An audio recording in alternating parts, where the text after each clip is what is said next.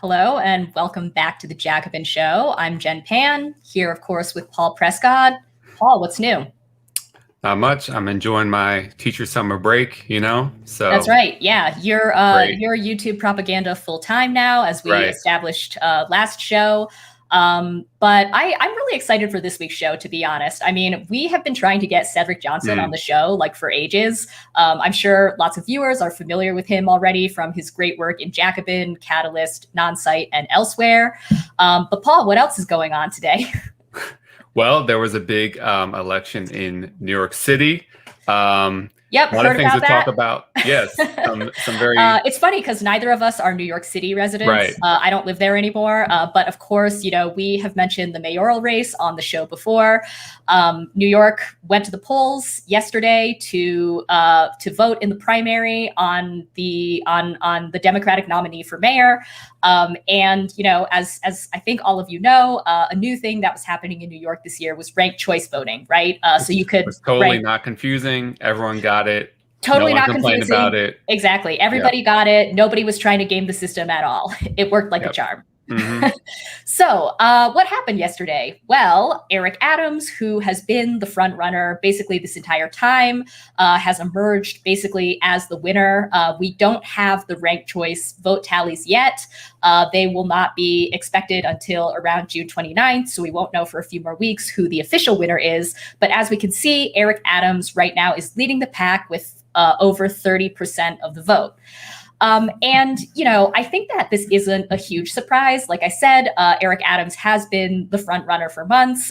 Yang was kind of percolating for a while, but he's since conceded. And from the numbers so far, it looks like he didn't do that well at all. But I think, so Eric Adams is a really interesting figure, right? Because I think, there's a lot to say about Eric Adams, and we've sort of gone into Eric Adams on the show before. But in the last couple weeks of his campaign, I noticed that he was sort of deploying what I think was a very kind of old school type of political class identity politics. So Ross Barkan, who is a columnist at Jacobin and of course has a great newsletter about New York City politics, he pointed out that, among other things, Eric Adams argued at one point that rent control would destroy Black wealth. So this is a very kind of classic, like I said, like 1990s sort of deployment of identity politics to mask a very sort of reactionary politics, right? And I want to read this quote from Ross. This is from his newsletter. So he writes, or this is a quote from Eric Adams. So Ross Barkan asked all the candidates what they thought about a rent freeze or even a rent rollback. And Eric Adams said, "The greatest wealth of Black and brown people in this city is in their property. So when we start making any decisions on small property owners, we need to factor that." Then he goes on to say, because if we're not going to freeze mortgage payments for small property owners, if we're not going to roll back their mortgage payments, then we need to be careful. And Ross goes on to point out that actually most of the property owners in New York, most of the landlords are not these like hypothetical Black and brown, like small mortgage payers. They're larger landlords that own multiple properties. So this is really, pretty disingenuous deflection from the problem of rent, which of course in New York is sky high, as it is in many other large cities.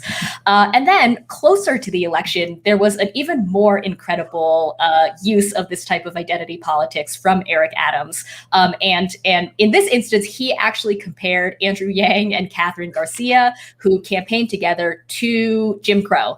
So let's take a look. This is a really amazing quote from New York Magazine from Eric Levitz. He writes, "Adams argued that by campaigning together, Yang and Garcia were effectively, quote, saying we can't trust a person of color to be the mayor of the city of New York when the city is overwhelmingly people of color. It is unclear whether Adams is aware that Andrew Yang is of Asian descent." Then he goes on to write, "In any case, after Yang confirmed that he is not white, Adams refined his indictment of the Yang-Garcia alliance, saying that their decision to campaign together on Juneteenth was an insult to, quote, Black and brown people in the city as well as all New Yorkers."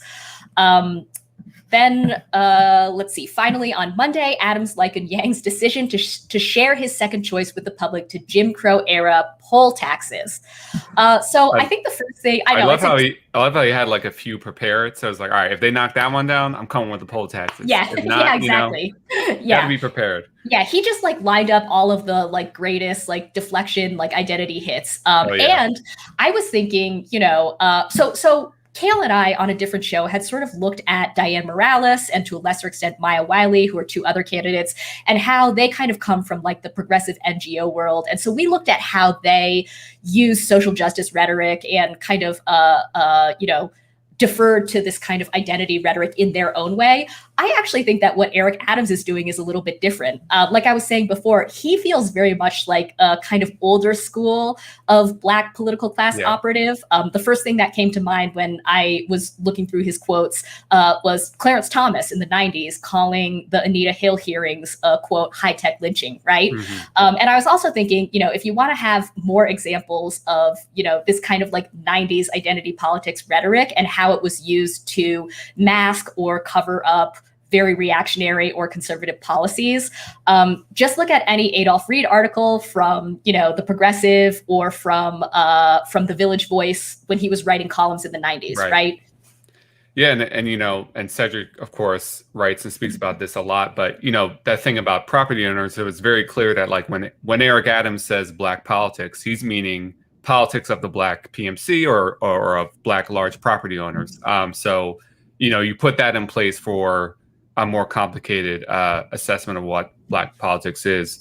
And, like you said, these results should not necessarily be that surprising. And I think even if we're talking about this tough on crime guy, former cop being elected in this moment, and again, I think it just goes back to something we try to harp on. It's like, it does make sense, if areas being affected most by crime are concerned about that, and like their first knee-jerk reaction might not be what the left thinks that it should be. And I think especially, I think I've said this before, like where I think it's a little bit of a shame is that I think we've been building majority support for something like criminal justice reform, but however you define that. And so I think Eric Adams kind of maybe talked a little bit about that. And then if it's a choice between that and defund, and if people don't really understand defund, they might choose the reform or, so, we shouldn't be too surprised by that. On that note, I want to take a look at the breakdown of vote by neighborhood in New York. So the New York Times and I think a few other outlets kind of did a breakdown by candidate of each neighborhood in New York. And if we pull that up, we can actually see that Eric Adams did really well in working class Black neighborhoods, right? So if we scroll in and look at, say, Brownsville or East New York or Flatbush, he killed it there. In some, precincts, it wasn't even close. He had close to over 70% of the vote.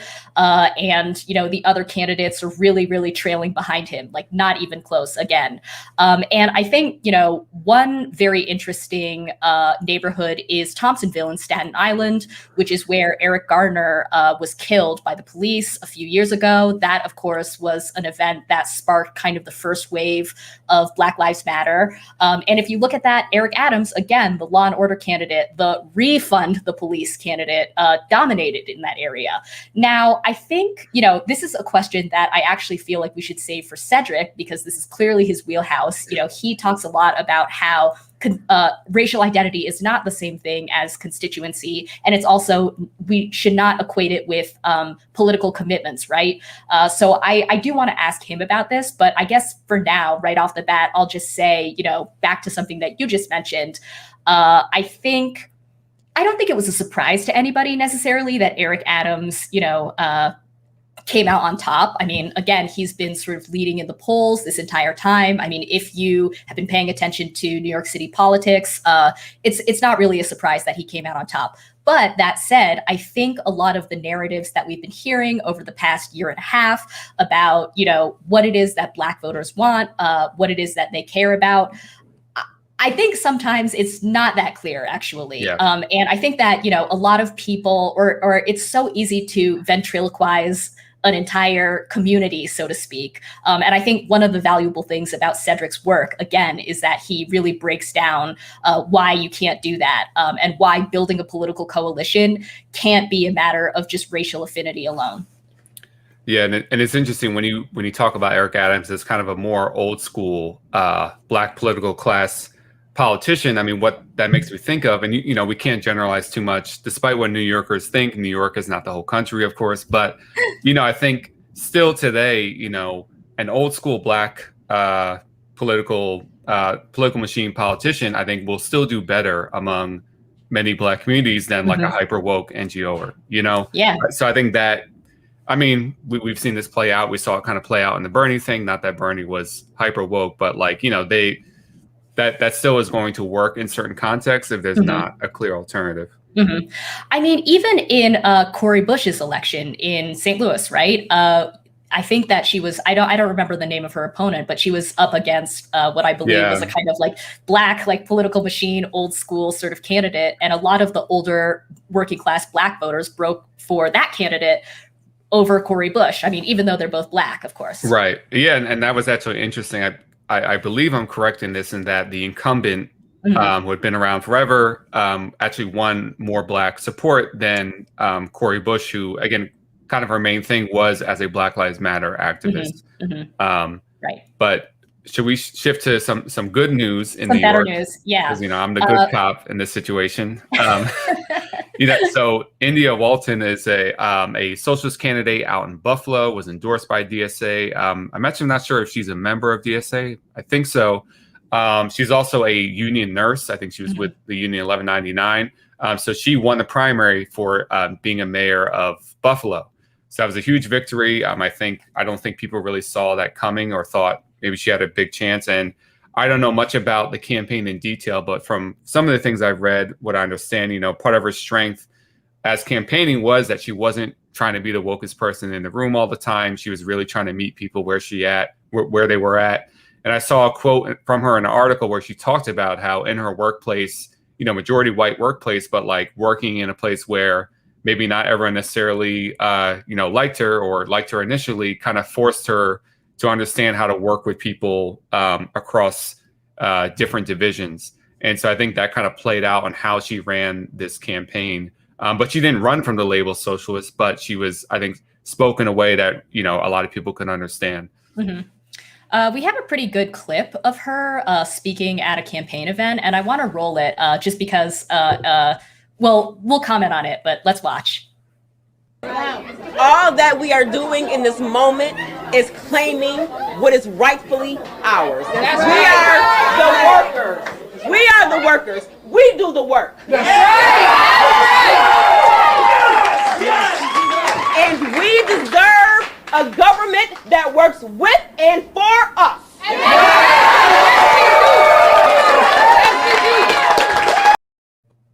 So that's, of course, a classic bit of socialist agitprop there. Love it.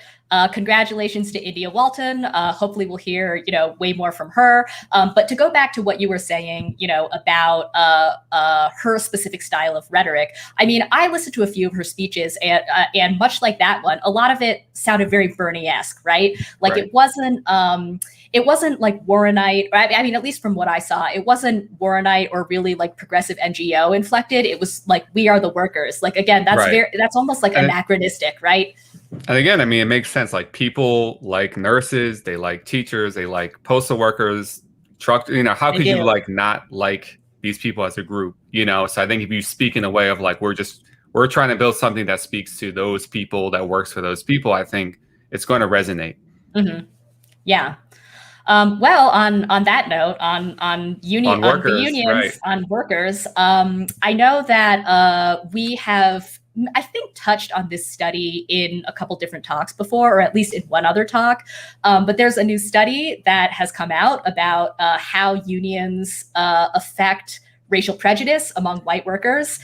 So, Paul, what did they find? Yeah, so this was a study by the American Journal of Political Science out of Princeton, I believe, conducted this study trying to measure, you know, how do unions affect the racial attitudes of white workers? And so what they did in the study is they developed a scale of, they call it a scale of racial resentment. And what they did, they got respondents, a mix of white union members and non-union members, to respond to a series of statements on a scale that goes from strongly disagree to strongly agree. So, for example, one statement was, quote, "The Irish, Italians, Jews, and many other minorities overcame prejudice and worked their way up. Blacks should do the same without any special favors." So the respondent would mark, do they strongly disagree or strongly agree? Another statement, for example, was, "Generations of slavery and discrimination have created conditions that make it difficult for Blacks to work their way out of the lower class." And again, they would mark, do they agree, strongly agree, disagree, strongly disagree.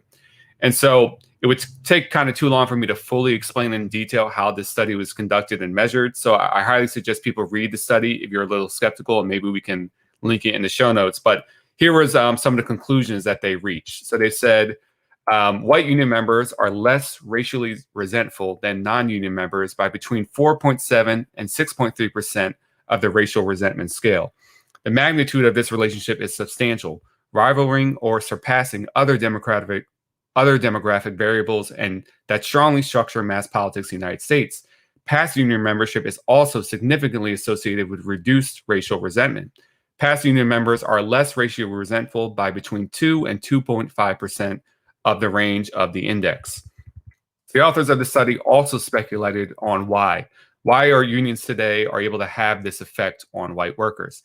And so they concluded that there were certain structural factors that create this situation in unions. So it said union leaders, because of the need to recruit workers of color in order to achieve majority memberships in racially diversifying labor sectors, have ideological and strategic incentives to mitigate racial resentment among the rank and file in pursuit of organizational maintenance and growth.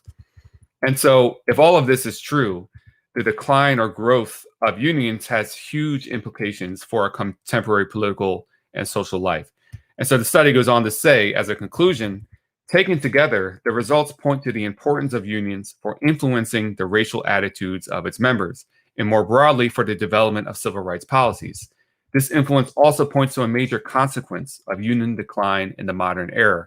As a critical organization associated with promoting racial toleration weakens in organizational reach, its relative influence over political outcomes and the formation of sociocultural identities, particularly within the white working class, will likely continue to weaken with it.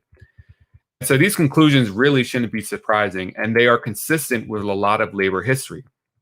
In the 1930s and 40s, during the heyday of the SEIU, the Congress of Industrial Organizations, which was a new left-wing labor federation, in the South, labor organizing was often synonymous with civil rights and racial integration. Many SEIU unions were known for bringing diverse memberships together through social events like dances, picnics, sports events. And this work not only won strong contracts for all the unionized workers, but it helped to break down the individual prejudices of white members. And so I want to look at one example specifically with the Packing House Workers of America, which was a union representing meatpacking workers. And they did some of the best organizing on racial justice in the workplace. And a lot of times these packing house workers would have Black workers, Scandinavian, Irish, Eastern European, German, all types of ethnicities within the workplace. And this example, I think, points to the structural factors that were referenced in the study that push white workers and unions to be more likely to challenge their own prejudices. So, during World War I, there was an organizing drive among the packing house workers that was beaten back by racial division. Black workers weren't allowed in the union, so the employers then used Black workers as strikebreakers. So when another organizing drive gained momentum in the 1930s, many workers had learned a lesson. So here's a quote from a white packing house worker talking about the organizing drive in the 30s. He said, "They, meaning the white workers, they didn't come in and hug him and kiss him, but they knew they had to be together, period. Even though some of them were anti-Negro, they still knew you had to be together to form a union and to win some of their demands." And so, on the other hand, many Black workers drew a similar conclusion, even though they had much more reason to be skeptical of interracial organizing given the past. So one quote here from Philip Waitman, who was a Black shop steward at a plant in Chicago. So he said, "We cannot cater to whites and we cannot cater to the Blacks. This is the principle on which the union is organized. No second-class citizenship. We never met with a Black group or a white group. It was always bringing together. by consistently stressing the material benefits the union was winning, they were able to convince some hesitant white workers to support the multiracial union. Many packing house workers called this that they had a religion of unity. So what's so interesting to me about this is that the union did not set out to change the hearts and minds of white workers. They started with the pragmatic assessment of what could win them the strongest contract. But if you follow the same union over time, the work that they did actually wound up changing the hearts and minds of many white workers. And many white workers a few years later were doing sit-ins with fellow Black coworkers to desegregate local restaurants or bars or whatever it was. And so lastly, I'll add that unions are a unique site, a potential unique site of political education for working people. Not many other institutions offer this. And many locals do political education on racial inequality specifically. And again, this is also not new. Unions were one of the only institutions during the Jim Crow era to educate white working class people about how racism divides working people. And so I wanted you to take a look at this, a clip from a very interesting video that was put together by the United Auto Workers Education Department in 1946 called The Brotherhood of Man. So it isn't the size of a brain that counts, it's what it can do. And their tests have shown that our three average men are equal. If you take their skins off, there's no way to tell them apart. The heart, liver, lungs, blood, everything's the same. Everything's the same. Heart, liver, lungs, blood.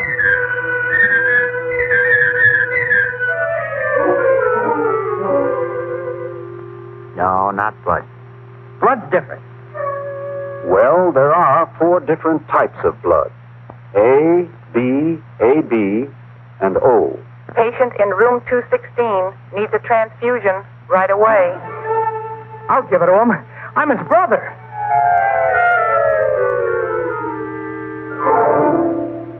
Stanley! He's dead! Yes, but he wouldn't be if we'd been more scientific about it. Brother or no brother, what he needs is type A. And the right blood donor for him could belong to any race, since the 4 blood types appear in all races.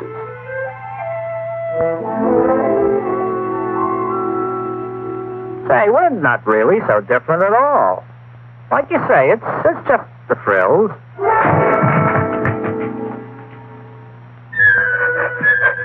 Only, wait a minute. I got a question. How come we live like this? And, It wasn't always that way. For instance, at a stage of history, when the so-called pure whites of Northern Europe were little better than savages, the darker-skinned mixed peoples of the Near East and Africa had flourishing cultures. And the great civilization of Northern China had begun to develop. All peoples contributed to civilization, reaching high levels at different times, and each learning from the experience of the other.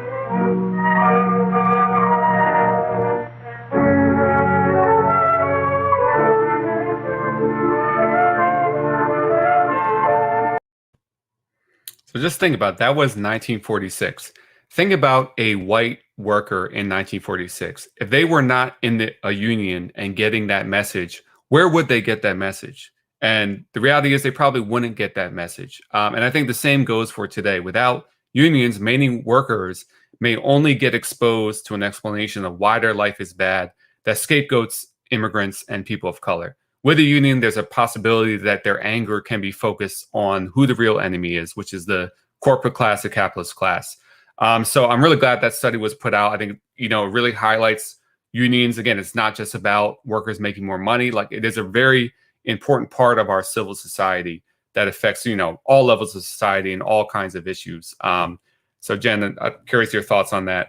Yeah, I love that study because, when you read it, I think to us, it's kind of like, oh, duh, or like, oh, well, like you're kind of stating the obvious. But I also want to point out I mean, A, it's good to have it empirically on paper, right? And B, I have complained on this show before about the kind of top-down anti-racism training that comes from like HR departments and diversity consultants and Robin DiAngelo and so on and so forth. And the literature on that type of training, like, HR mandated, required diversity training in corporate settings, the consensus is overwhelmingly that it doesn't work to reduce people's biases. It doesn't, diminish people's feelings of prejudice. And also it, doesn't increase diversity in the workplace. So the consensus is that it doesn't work, like I said.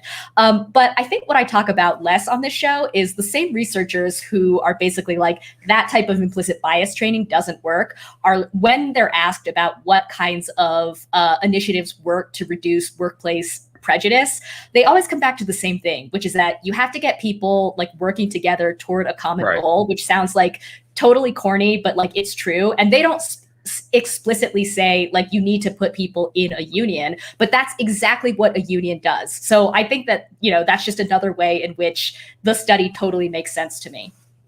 Yeah, and I love those quotes from the white and the black worker, because the white worker, I mean, it was just straight up, all right, I'm going to keep my racist thoughts to myself for purposes of this union. But, in the process, at least that gives them a chance to be like, hey, actually, in my, I'm now experiencing that maybe my fucked up thoughts are not reality. And that for many people it did, for some people it didn't, but I think that's the best chance that we have. Right. I think that UAW cartoon also is amazing. Like when you first showed that to me a while ago, I feel like I know a little bit about labor history, but I was like, oh my God, like I've never seen that before. And I think that calling white people savages in 1946. I know that caveman caricature. That video might be canceled today, but I thought it was great. I think there is a tendency now among liberals, but among the left as well, to have to always couch our support for the labor movement and for unions in kind of, or also say like, well, we know unions used to be racist, or like, we know unions aren't perfect. And honestly, like, of course, that's still true. But I mean, to look at that cartoon, and, there are many other examples from labor history. I mean, I think that unions actually like played an important role, as you say, in reducing, workers' prejudice, not just in this empirical study that you've been talking about, but we have examples from history as well. And I guess finally, I want to say, this idea that like through working together for a common goal, that is the process that can start moving people's hearts and minds. Like that's just a classic materialist explanation of how you change people, right? I mean, the kind of liberal understanding is, oh, well, you have to like do these anti-racism trainings, or like people have to like get woke before they can start working together because, racism is so ingrained in everybody that you really have to work, you really have to do this self-work before you can actually be part of a movement. But I mean, I just want to remind everybody, Jacobin viewers probably don't need reminding, but there is another option, which is that, if you change the material conditions, aka if through the struggle of changing the material conditions, you might also change some hearts and minds. Right. Nothing to add. Total agreement. All right. Well, I think we actually have Cedric Johnson with us now. So very excited for this. Let's go ahead and bring out Cedric. So Cedric Johnson, of course, is Associate Professor of Political Science and African American Studies at the University of Illinois, Chicago. He's the author of the book Revolutionaries to Race Leaders, Black Power and the Making of African American Politics. And he's also the editor of the book The Neoliberal Deluge, Hurricane Katrina, Late Capitalism, and the Remaking of New Orleans. Cedric is also, of course, a contributor to Jacobin, Catalyst, Non-Site, and a wealth of other publications. And we've been trying to get him on the show forever. So welcome, Cedric. Thank you for having me. Sorry it took so long to get the line up. Not a problem. We're happy to have you. So I guess I want to start just by diving in and looking at basically the last year and a half, what the time period that people have been calling the racial reckoning. Because, we are more than a year out now from kind of the beginning of the protests, which of course were sparked by the police murder of George Floyd in Minneapolis, and the police murder of other Black people. And the reason why I want to get your thoughts is because, even before this, the kind of year of racial reckoning, you were a pretty early critic of some of the rhetoric and the tendencies that you saw coming out of Black Lives Matter in its previous iterations. And I actually want to read a line from the beginning of, or the opening of your 2017 Catalyst article, which is "The Panthers Can't Save Us Now." You write, "Instead of a left politics predicated on anti-racism and racial affinity, this essay urges a popular anti-capitalist politics rooted in situated class experiences as the only viable means for ending the policing crisis and guaranteeing genuine public safety." So if we're, I think that essay holds up great, but I think, if we're looking back at the last year and a half, or the time between when the essay came out and now, lots of people have pointed out that, we have not, these protests have been huge. I really do think something has changed, and so I'm wondering from you, does the last year and a half change your analysis at all? So it doesn't necessarily change my politics. It does prompt a different kind of interpretation of what's transpired, right? So there were people who were downright giddy with the George Floyd protests, in terms of having that moment where they could say to all of us who have been critical, look at how wrong you were, right? And so we're still dealing with that on some level. But at the same time, I think now that we've had, now that the owl of Minerva, so to speak, has spread its wings, we should be able to look at what transpired last year a bit more critically, and maybe with some sober eyes. Let me say a couple of things. I don't think it was all for naught, or that it was inconsequential. And I said this to people at the time.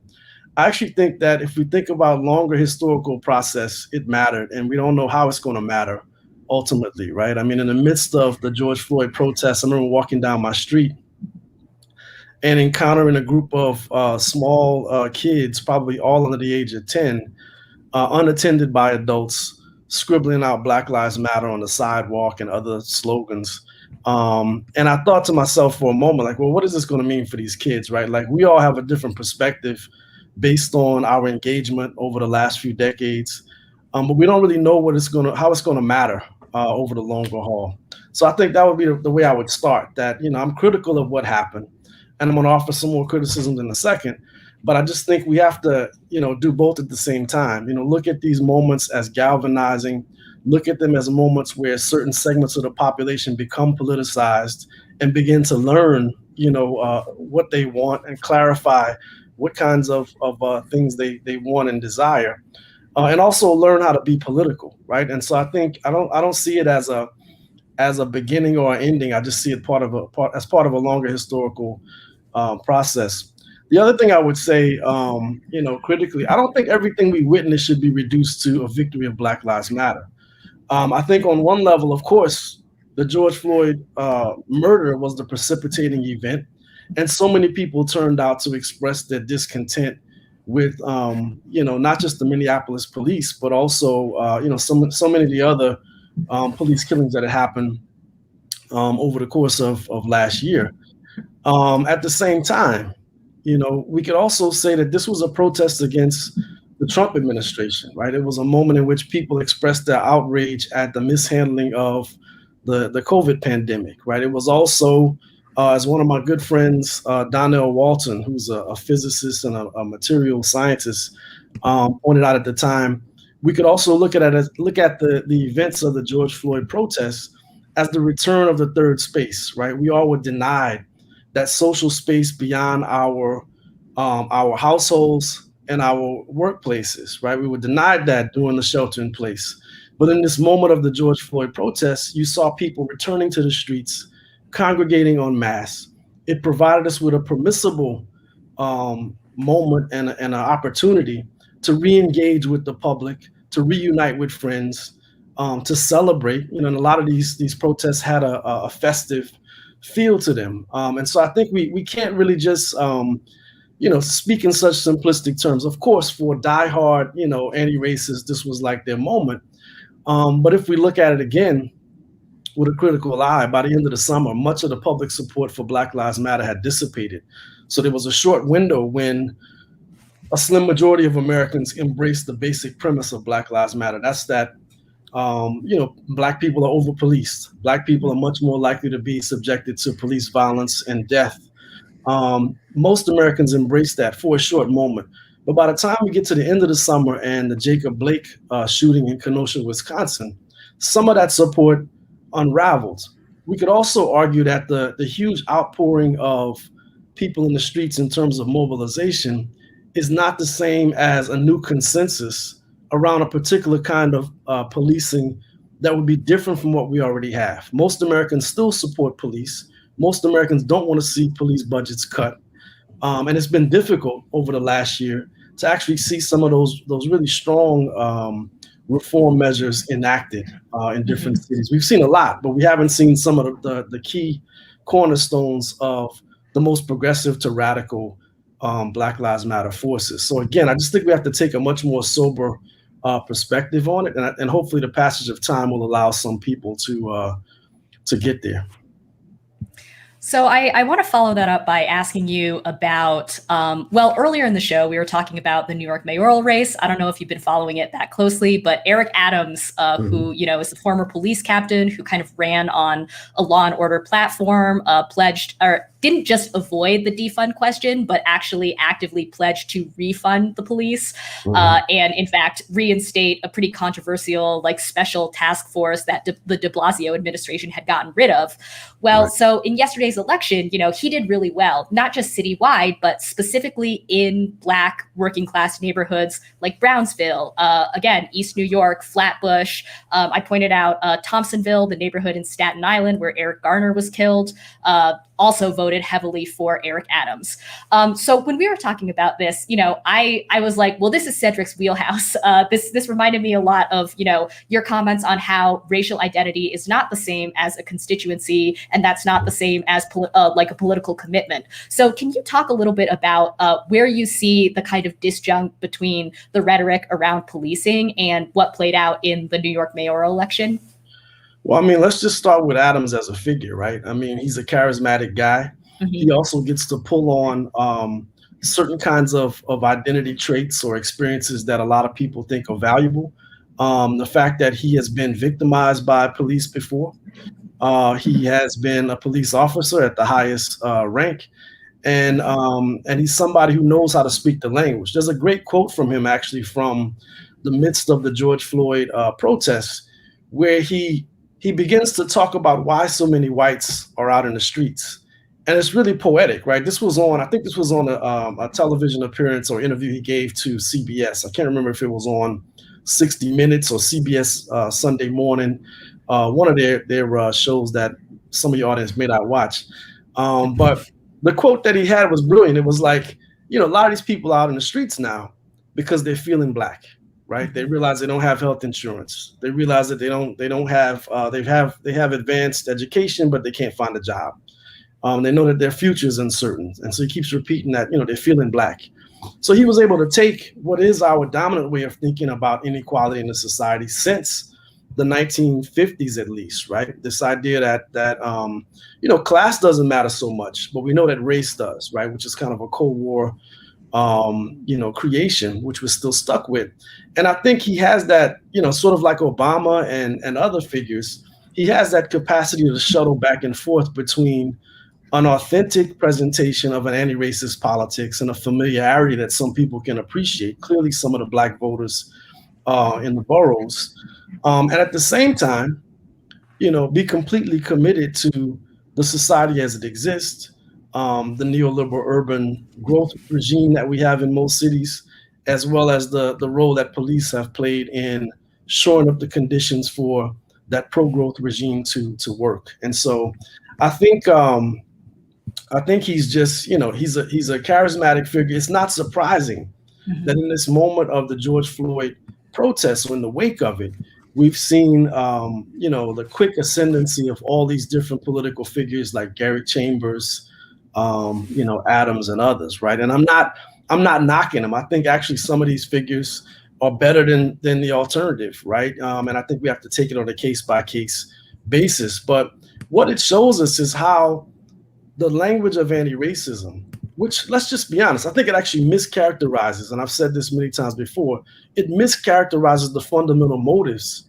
of our carceral regime, right? It actually mischaracterizes its origins, it mischaracterizes its motives, and it mischaracterizes its impact in the society overall. But what it does, in sort of making this assertive anti-racist claim, it sets up the possibility for all sorts of ascendant politicians, as well as brokers who claim to speak on the behalf of the broader aggrieved population. So, there's been this steep rise in violent crime. I mean, for a while now, but especially since COVID. So with this rise, many progressives are pushing for policies of, quote, violence prevention. So this has taken many different forms. Some of this focused deterrence policing, public health intervention, or like funneling money to nonprofits and community groups that work on ending gun violence. So what do you think of some of these approaches? Do you think this gets at the root causes of gun violence or police violence? Yeah, I mean, I think it doesn't. I mean, it's been shown to have some impact, right, in certain places, and I think this is where it's tough to be socialist or to be on the left, right, and engage in these issues, right. On the one hand, we definitely need to acknowledge that for people who live in neighborhoods where there's high levels of violence, and not just homicides, but all sorts of other conflicts which leave people in the hospital or permanently maimed, right, or even dealing with all sorts of psychological trauma, that sort of experience needs to be rectified. And if there's any sort of way that these strategies that people are talking about literally stop the bleeding, right, and reduce the amount of misery that some people are living with, I think we should support it.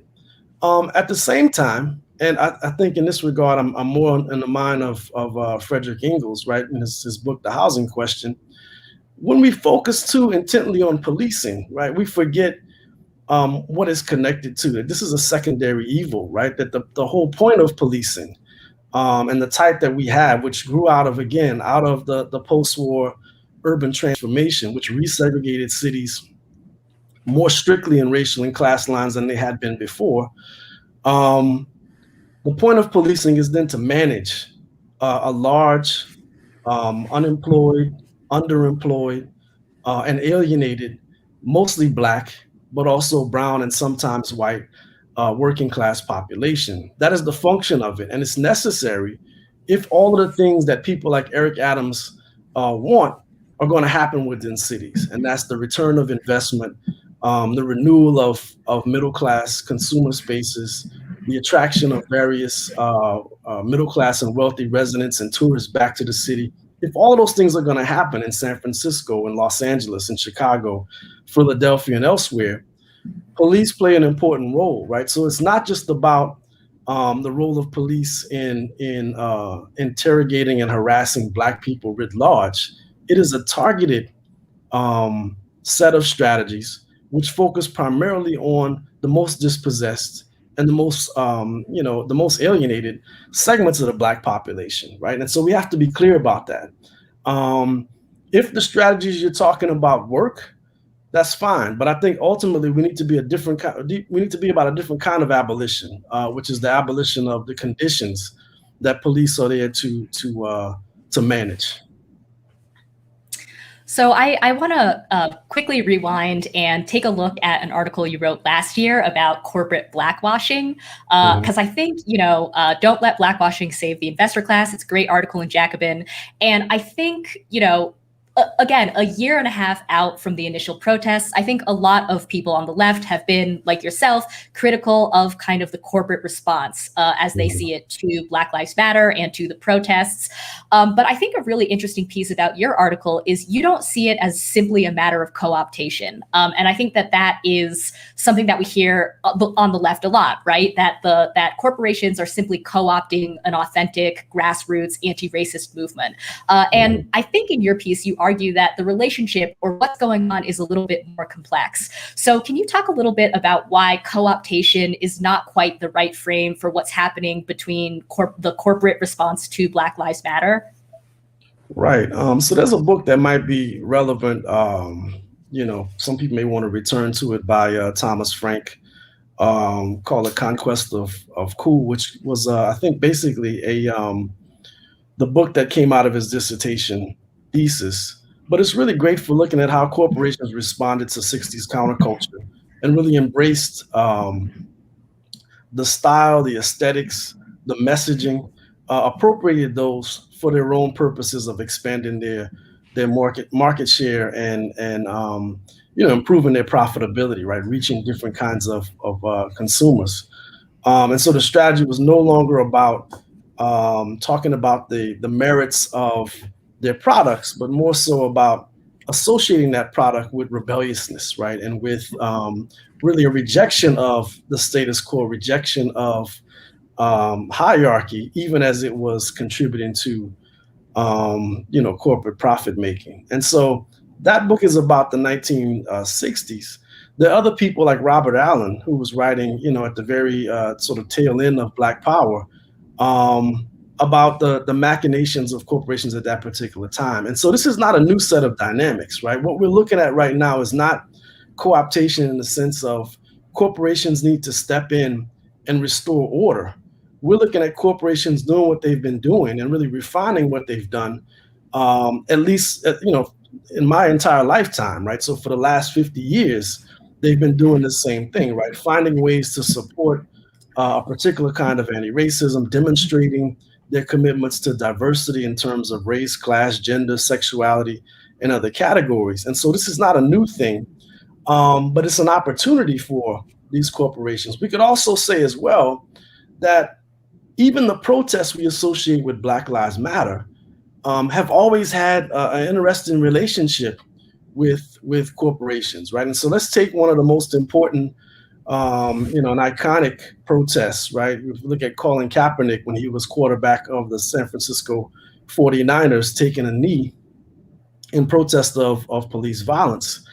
So Kaepernick loses his job because these owners, shy away from hiring him, right? The fear is that they would have this rebellion from their rabid racist fans, and then it would mean problems, at the box office, right? So Kaepernick basically parlays that into a pretty lucrative deal with Nike, right? And all of a sudden you begin to see Kaepernick billboards across different cities. Again, expressing this idea of the rebelliousness, right? The rejection of a corrupt order, which is totally facile, right? The same thing was true with Beyonce Knowles' performance at the Super Bowl around the same time, right? I mean, she not only decides to work with an organization that had spurned Colin Kaepernick, but then she also, adorns herself in the symbolic reference of Black Power, even as she's helping to advance this broader spectacle of the Super Bowl and help to restore the image of the NFL in the midst of various protests coming from Black publics and broader publics. And so I just think it's interesting that we assume that these things are so separate and antagonistic, but in fact, they're not. And we can also say that some of the organizations that we associate with Black Lives Matter were born out of nonprofit funding. Many of them have benefited from nonprofit and philanthropical support. And in saying that, I'm not arguing that is completely corrupt, right? I mean, I think there's moments when people have relationships with nonprofits that can be somewhat productive, but we shouldn't work from this illusion that there's authentic rebellion over here, and then a corrupt corporate world somewhere on the other side, right? That's waiting to prey on them. The picture is much more complex, and we should be aware of those complexities. Mm-hmm.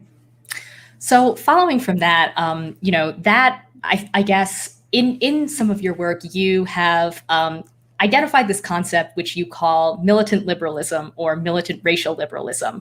And I think at first militant liberalism kind of sounds like a contradiction, right? But I think it's related to the dynamic that you're just discussing. And so I was wondering, can you explain what that means and why this concept is important for thinking about kind of some of the contradictions of the current movements for racial justice? Or like, how does this concept help us think through our current political moment? Right. So one way to think about it, right? So if we think about the post-war civil rights movement and its successes as a second Reconstruction, the restoration of the Black vote, Black participation within civic affairs, as well as major investments by the federal government, as well as those corporations and foundations I mentioned before, in reducing Black poverty and trying to address various urban problems. If we think about the second Reconstruction, I mean, it achieved some important things. From the 1954 Brown decision until the 1980s with the election of Ronald Reagan, we saw Black poverty greatly reduced, right? So at the time of the Brown decision, 60% of African Americans lived below the poverty line. That number will be greatly reduced by the time I graduated from high school in 1989 and then went on to grad school in the 90s, right? So I just think that we have to be aware of the progress that was made, but at the same time, be aware of the limitations, that it didn't completely eliminate poverty. It didn't deal with the problems of structural unemployment. It didn't deal with the hyper-segregation of, again, those most dispossessed segments of the Black working class in cities and small towns across the country. And so the second Reconstruction had limits, and people like King and others were talking about those limits in the 1960s, right? It wasn't like I'm not saying anything that's new, right? People knew this as it was transpiring. Add to that the fact that all of the gains that were made were rolled back by way of neoliberalization, right? And so we've seen many of the things that provided Black people with some sort of advance and helped to expand the ranks of the Black middle class. It helped to, provide people with more in the way of unionized jobs through public sector employment. All of those different mechanisms, again, coming out of the second Reconstruction, have been weakened as a result of neoliberalism, right? Some of the first institutions to be attacked by Republicans, but also by New Democrats, have been the very ones that have supported, Black advancement. And so now we're in a moment, by the time Barack Obama is elected, we're in a moment when Black middle class people are hurting. They're hurting as a result of the loss of public sector employment. They're hurting as a result of the subprime mortgage crisis. Working class and poor Blacks are hurting because of the ways in which the old social safety net is now being eviscerated and ripped out from underneath them. And so Black Lives Matter as a notion arises at the precise moment that it captures these different, felt needs and different experiences, right, of reversal, right, the loss of that second Reconstruction. And so it's militant in tone when we listen to the things that people are saying, various speakers at these rallies. It's militant in terms of tone, but all people are calling for essentially is the restoration of those same things that were lost, right? Making sure that Black people who qualify for a mortgage can actually purchase a home where they want without being discriminated against. Making sure that people who attain a certain level of education can have approximate income and other benefits like their white peers. A lot of the things that we're hearing, not just from Black Lives Matter, but from cognate social formations and campaigns like reparations or discussions about disparities, is really about, restoring the second Reconstruction. And now you hear some people talking about a third Reconstruction, really just sort of restoring the idea of racial liberalism, right, and racial justice. So it's not really radical. It may be presented in strident tones, but it's really very similar to a lot of the arguments that we've heard in earlier periods. So I usually don't like talking about culture, but I'm going to turn to a kind of a cultural question. So In 2016, you wrote a really great piece about the movie Free State of Jones, which is a movie about a multiracial populist uprising in the South during the Civil War. It's a really great movie. I only just saw it a few months ago, but I recommend everyone see it. And it's a very historically grounded and nuanced movie. But this is not the norm in our popular culture, especially recently. And I think there's kind of a lot of this vague Black power nostalgia that really permeates a lot of our popular culture today. So, I mean, first, why do you think this is the case? And what effect is this having on how people interpret Black history and contemporary Black political life? Yeah, well, I mean, Toure Reed likes to say, when he's evaluating these movies, do they really make our work, our job as academics harder, right? And some of them most certainly do. Yeah. I think, some of this has to do with the ways that, Black filmmakers have carved out a niche for themselves. I think that in earlier periods, when there's much more fluidity, you may have seen a lot of different kinds of offerings on the table, right? I mean, so in the 1960s, blaxploitation, 70s, blaxploitation films, they sort of overshadowed some of the other decent things that came out of that period, right? I think the same thing, late 80s and 90s is kind of a renewal of focus or opportunities for Black filmmakers. In both of those instances, we don't really hear about filmmakers like Charles Burnett, who's a brilliant filmmaker and somebody whose work I've always admired from some of his earliest work with the LA Rebellion filmmakers all the way up through to Sleep with Anger. I think there's still a lot of great Black filmmaking that happens. It's not circulated in the same ways, right? I watched a film recently called Hunter Gatherer, which was about a person who was being released from prison and trying to put his life back together. And it was great, right? It's not gonna circulate in the same ways. And it's not going to take up as much space or steal as much oxygen as some of the other crap that's out there. But I think it does exist. I think maybe the bigger issue for us is that, we need to carve out spaces where we can have conversations about these things.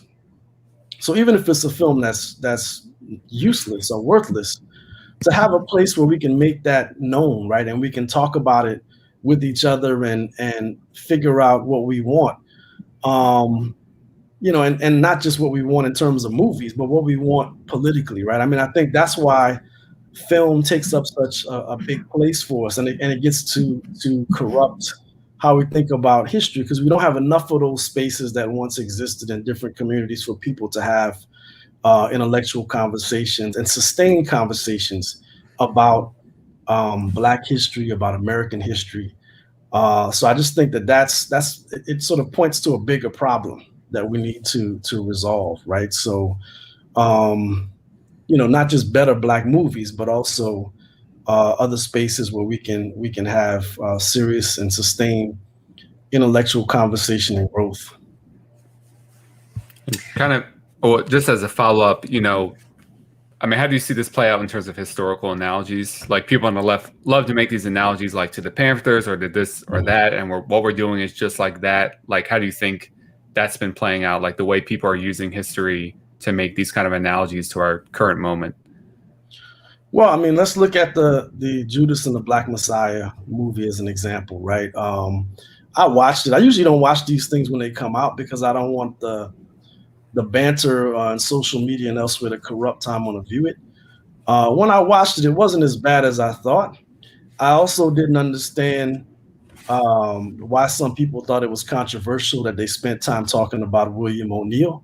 Right. I've had a chance to meet with some of the Panthers here in Chicago, and my students have talked to them. And that was one of the first questions I asked them was like, how did O'Neill infiltrate, right? Like, how was it possible for this guy to embed himself in the organization? And the answer was simple, and they actually touch on it briefly in the film, that he had a car.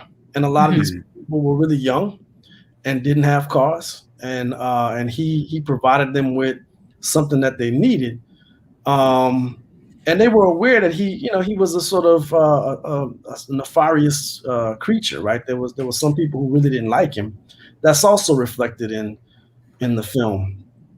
I think, I thought it did a good job as far as presenting us with how complicated it is, right? To sort of act politically, to operate politically, and how easy it is to become infiltrated in that context.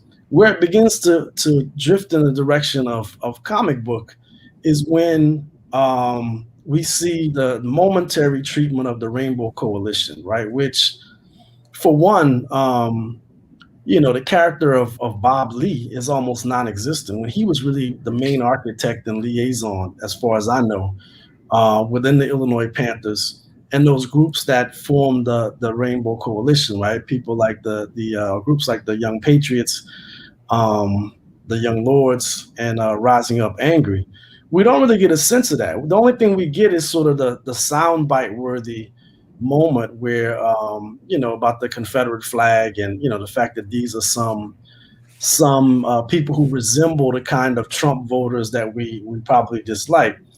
What's sad about that is what's missing is why that coalition came together and why somebody like Bob Lee would throw himself so deeply into organizing it. And one of the things that comes out, if you read Bob Lee's own accounts, he had his own reservations about dealing with these migrants from Appalachia and other places. And what he found out at one point, when he stepped out of a meeting, he got harassed by police. They slammed him on the car. And almost as soon as this transpired, all of these working class white people poured out into the streets and surrounded the police and demanded that Bob be let go.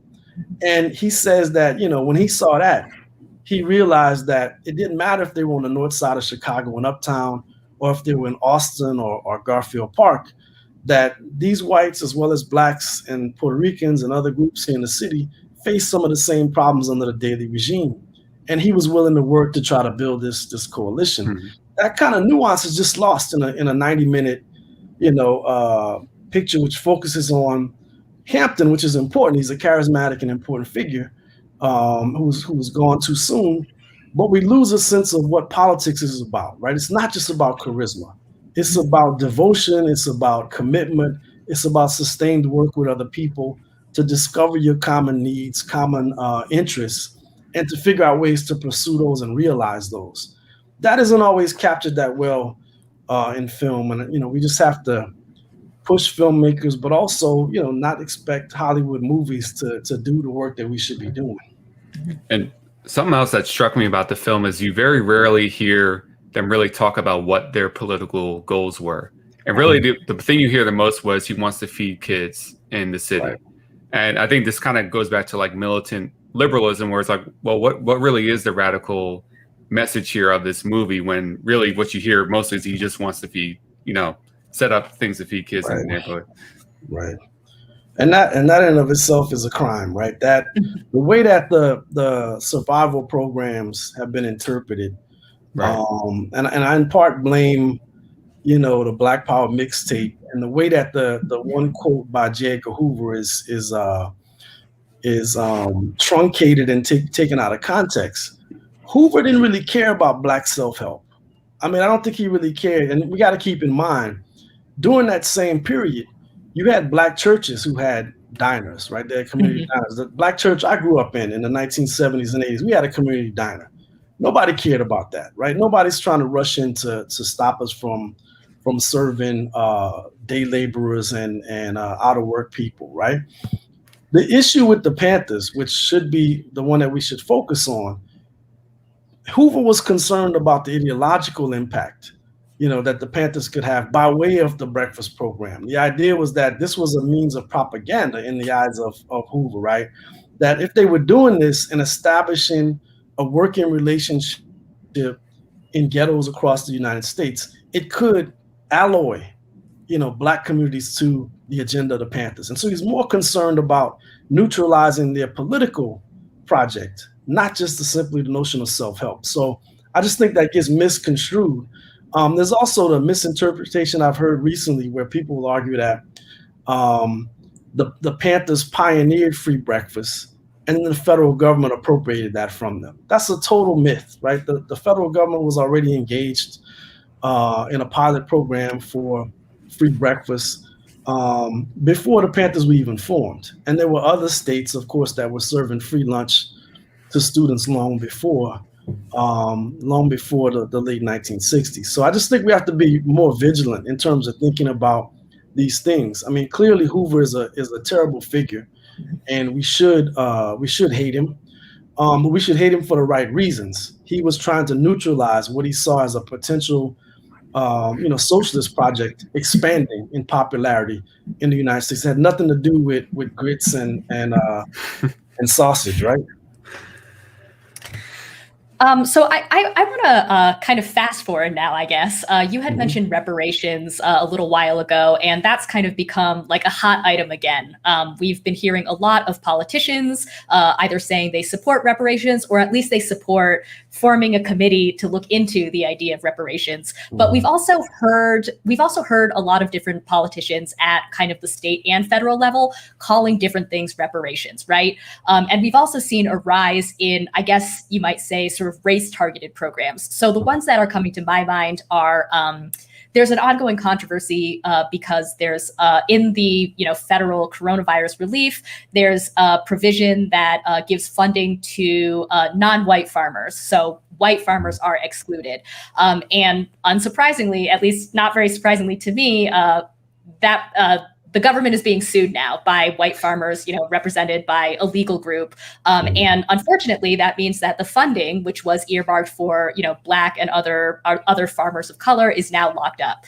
A similar thing happened in Oregon, where there was a COVID relief fund that was earmarked specifically for Black business owners. Again, Oregon was sued, and I think that money, millions of dollars, is still locked up. And then, of course, we have things like Evanston, Illinois, recently passed a measure that would give some money to Black homeowners who, bought a home. I don't remember the exact dates. You're in Illinois, so you probably know about this one better than I do.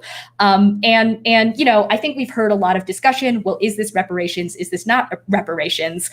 And I think that's an interesting question, the question of what is reparations. But I think more generally, what do you make of the rise of these sort of racially targeted programs? I mean, is this, I guess, well, I'll hand it over to you and then I'll add some thoughts. Yeah, so my immediate response, right, is that, I'm not against racial targeting, right? I've been an academic for full time for 20 years now. And, just within that context, right, Black students are underrepresented. They're not recruited in the same ways. There's disparities in terms of retention and graduation rates. Black faculty, struggle in the same ways in terms of recruitment and progression to tenure. So across all institutions and workplaces and schools in the United States, there's disparities. And I'm not against us trying to figure out creative ways to address those. I've been a part of those kinds of projects on different campuses and in communities, right? So I get it. I think it comes from a good place. But ultimately, it doesn't really get at the core issue, right? In some moments. So the Evanston case is a good one, right? And let's just talk briefly about that. In order to qualify for the sort of reparations, if you will, in Evanston, you had to have been a resident in Evanston before 1969. And you had to have been a victim of discrimination, either by private parties or by some policies and practices in the city of Evanston. And you have to be able to prove that, right? So think about how narrow the pool of potential, claimants are when it comes to the $10 million or so money that they've pledged, which will go towards home improvement, right? So if I'm able to demonstrate that I was discriminated against before 1969, then I may receive, some recompense for what happened to me that could be used either towards payment of my standing mortgage or, towards a new mortgage, or maybe to just do some improvements on my home. That's not reparations in the ways that we've been hearing it over the last few years, or even over the last 50 years, if we go back to Black Power and people making that argument. Reparations, I think it persists because of the power of the historical argument, right? And it's one that you can't really deny, right? This country has engaged in slavery, throughout its formative beginnings all the way up through the 19th century. And then another duration of Jim Crow segregation, which mattered, right? It mattered in terms of who got a chance to build wealth and who had a chance to do well in the society. And so we could easily make the case for it, right? That it matters. At the same time, I just think it doesn't really, again, deal with the contemporary motors of inequality. A lot of the wealth that's been lost over the last few decades. Just take the subprime mortgage, debacle, for example. A place like Detroit, before the subprime mortgage crisis, if you looked at that city, over 70% of the mortgages held in that city were held by Black people, right? So the majority of mortgages in the city of Detroit were held by Blacks. I think that's been cut, not quite in half, but close to half, right? So that wealth that was lost had nothing to do with slavery. It had nothing to do with Jim Crow segregation and everything to do with predatory lending and other more recent issues that we would need to address. And I know I have people in my family who were affected by the subprime crisis in Detroit. So I just think we have to do better.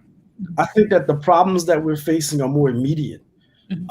It's valuable through reparations and some of these other arguments to draw on the history because it has a certain moral power, right? We can evoke this longer history of slavery and Jim Crow and discrimination, and we know that it can sway some people towards action.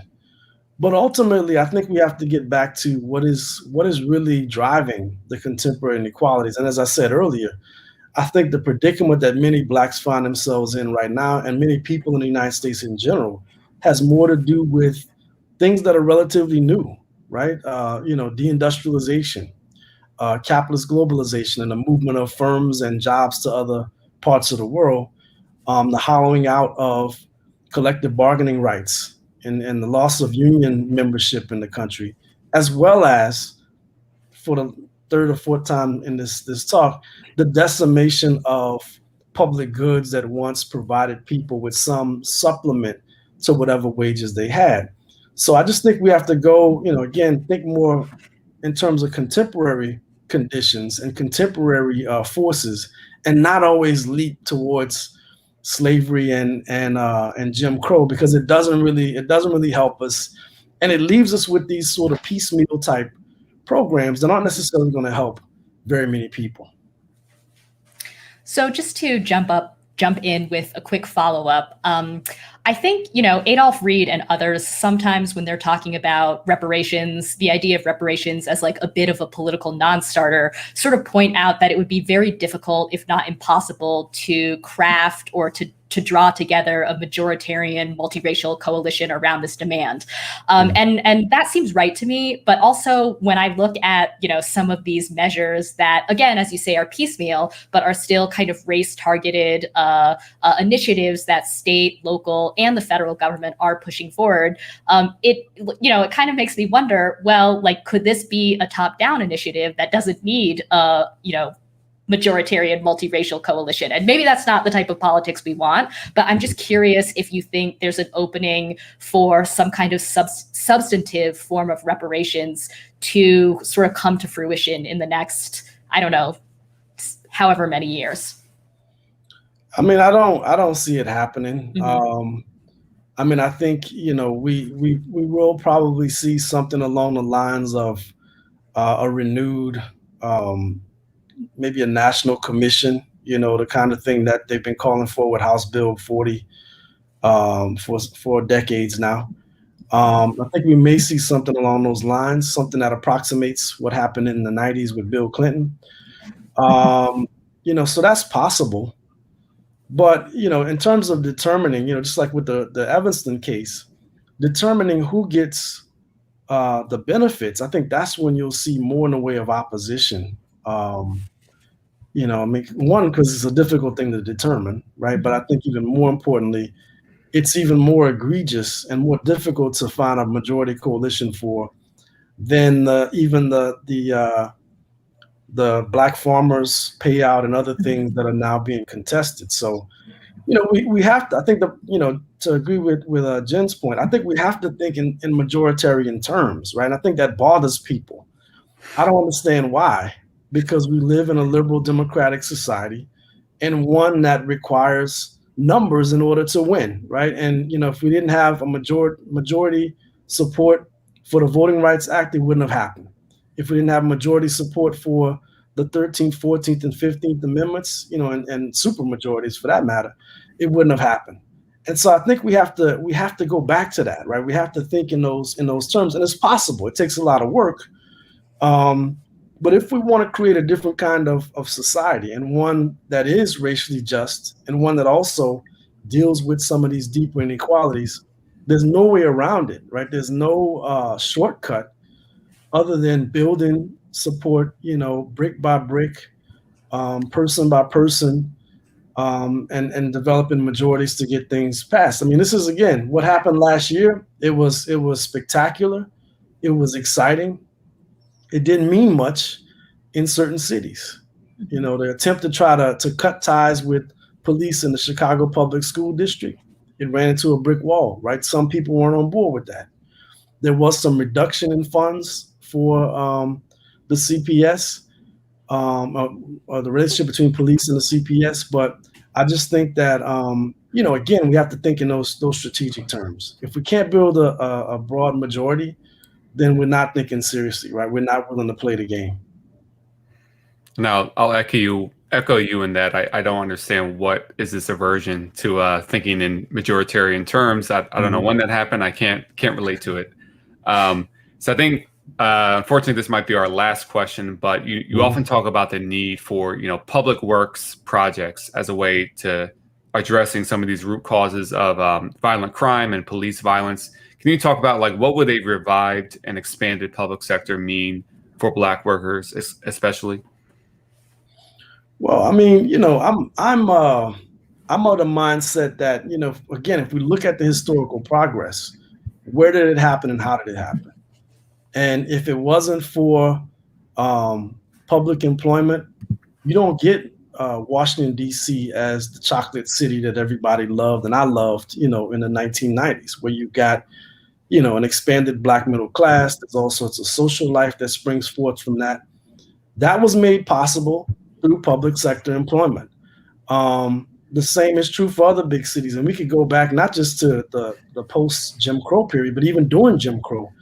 The segment of Black working class folks, but also Black professional managerial stratum, a lot of that was dependent upon some public employment, whether it was postal workers or other police officers and other jobs. So I just think that, a revitalized public works, one that's geared towards addressing the unique kinds of needs we have within cities, and creating more. It can be attached to creating more in the way of public goods, free public transportation, higher quality care, both for preschool age kids, but also for seniors. Those kinds of things are needed in cities, right? Improved infrastructure. All of those things could be done through something that that builds on the example of the Works Progress Administration or the Civilian Conservation Corps. But we have to be creative about it. We have to be courageous as well, to try to push for those things and see them as a possibility. But again, the public sector has shown, in earlier periods, as a way of addressing, employment needs and mitigating some of the discrimination that happens within private sector employment. So I just think we have examples, and I'm not, I don't want people to think I'm just saying let's just go back to the New Deal. That's not going to happen. But there are examples that we can build on, right? We don't have to sort of come up with something from a whole cloth. So that's just my sense of it. I mean, I think public goods would go a long way towards improving life within American cities, but also rural areas and small towns. But again, we have to have the courage to push for those things.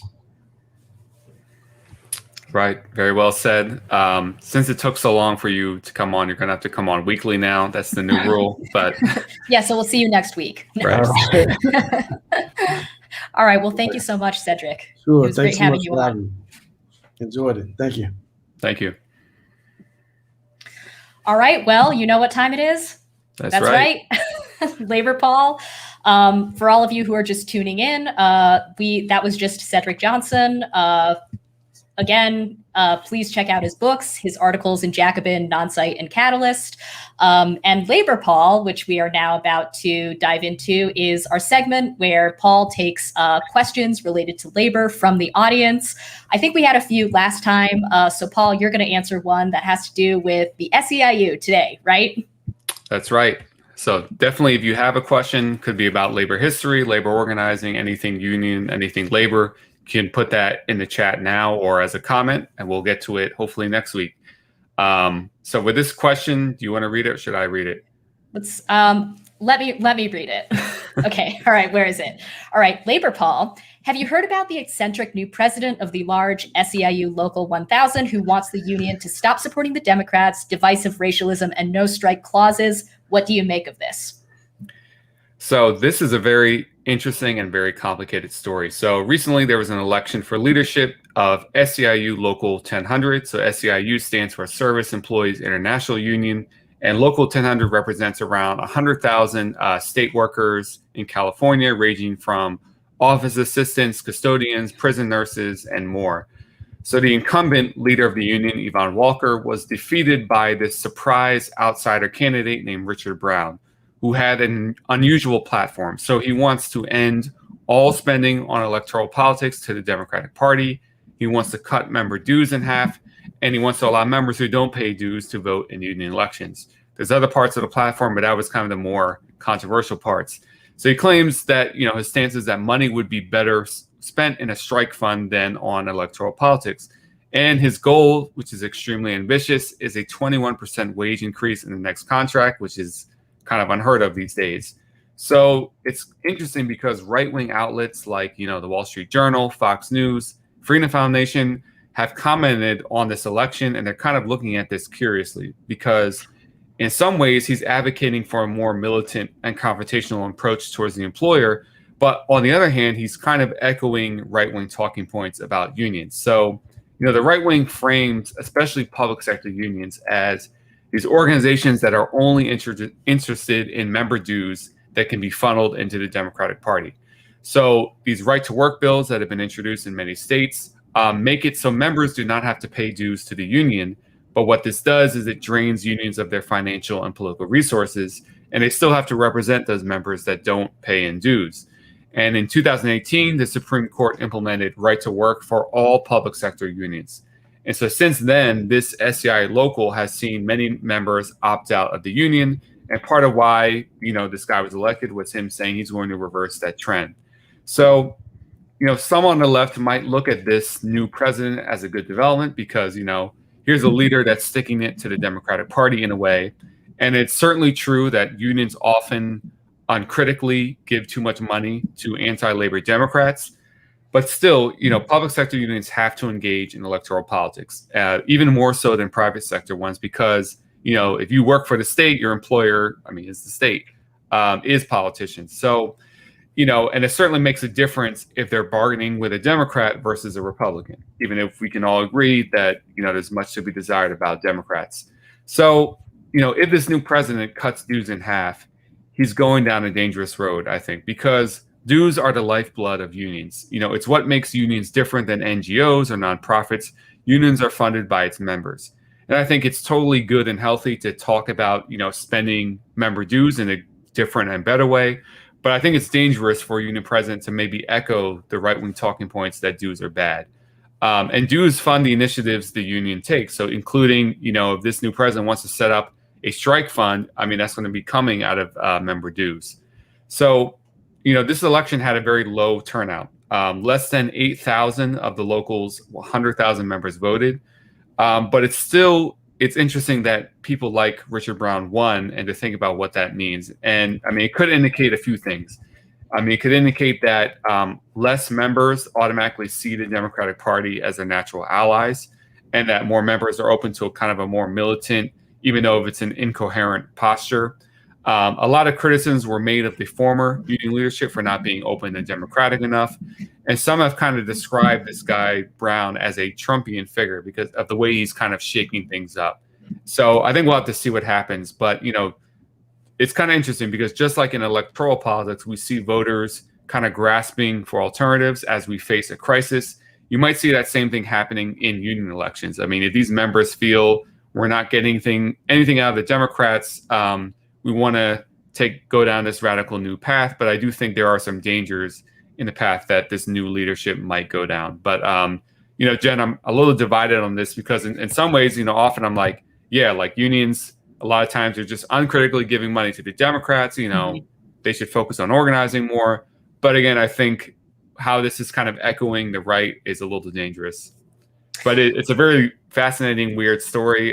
They're actually, some people challenge the election. They're looking at that. It's kind of a weird situation.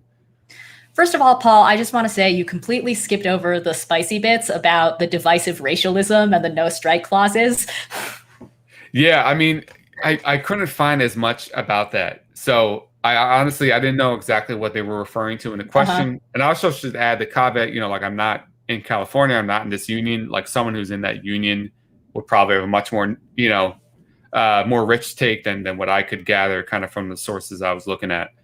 Well, if you left the question and you know more about the divisive racialism, please let Paul know so he can get on that topic next time. What I think might be going on there is that, the former president, part of what some people criticize is like she was kind of very like in an NGO mode and maybe echoing some Black Lives Matter talking point. And by the way, the new president is also African-American.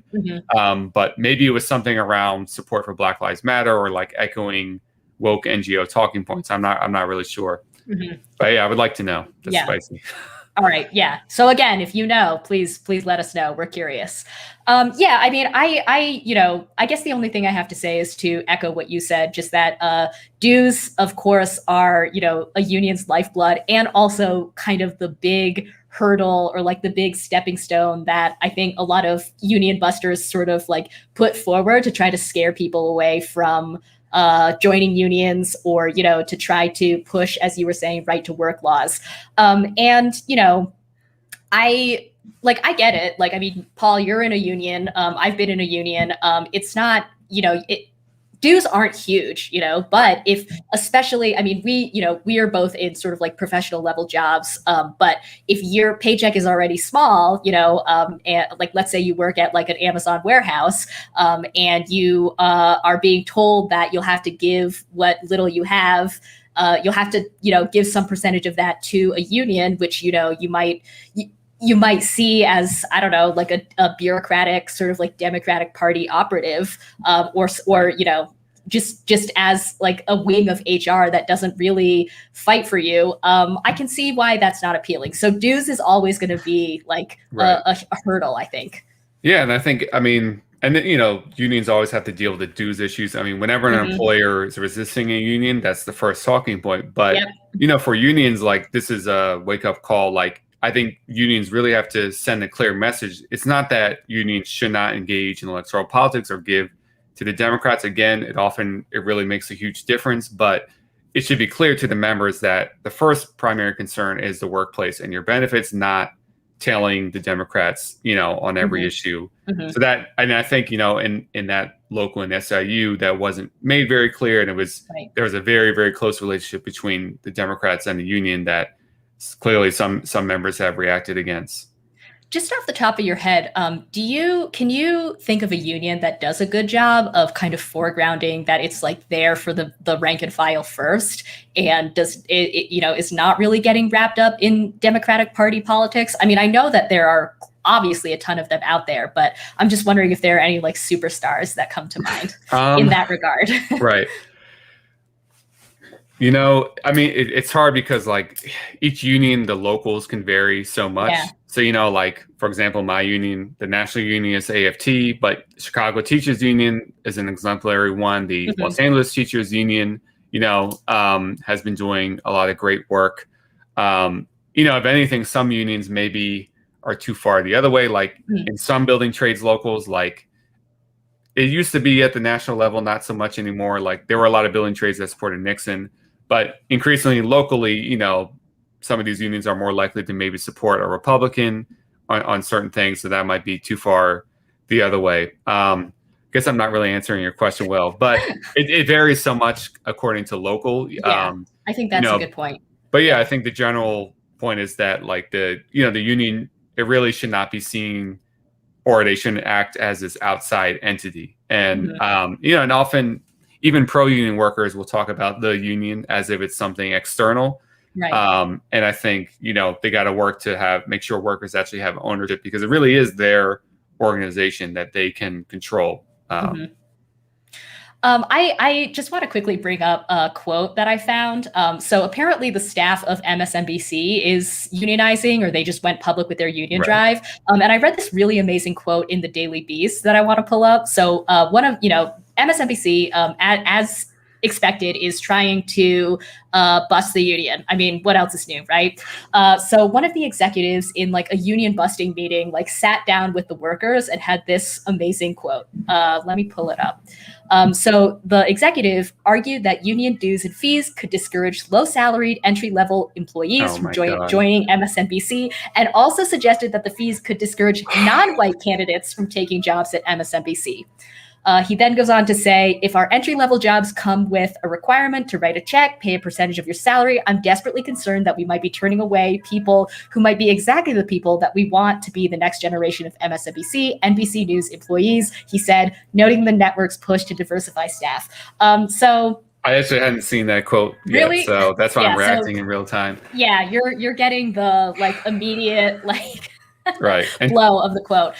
Yeah, I mean, it's obviously incredible. I don't know how far, propaganda like this goes. I mean, maybe it's not very convincing, but I think that, going back to your segment from like way earlier about unions and the role that they play in reducing prejudice and racism, I think what's interesting about, our moment right now is you can also see executives and bosses using the language of anti-racism, or like this woke language of diversity, to do the opposite, which is to try to divide workers. I mean, I think that, Walter Ben Michaels has in fact made this point on the show before, that like sometimes it seems like anti-racism, especially like at this kind of like diversity workplace level, almost performs the same function that racism used to, right? In terms of dividing workers.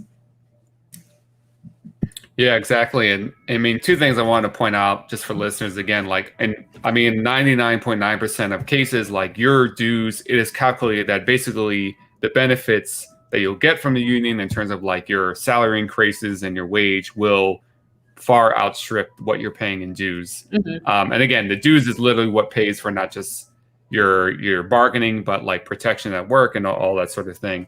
And the other thing is, something else from that Princeton study they pointed out was that actually the highest union density is among Black workers. So literally, Black people are the most likely to be in a union in the United States at this moment. Sorry, there's an ice cream truck outside my house. Right. Also, the fastest growing sector of unionized workers are Latino workers. So again, this whole thing about this is going to discourage non-white employees is really, it's just false. So. All right. Well, on that cheery note, it was great having Cedric on, of course. Yeah, I mean, I think we're going to call it a night. Thank you, everybody, for watching, and we'll see you next week. All right.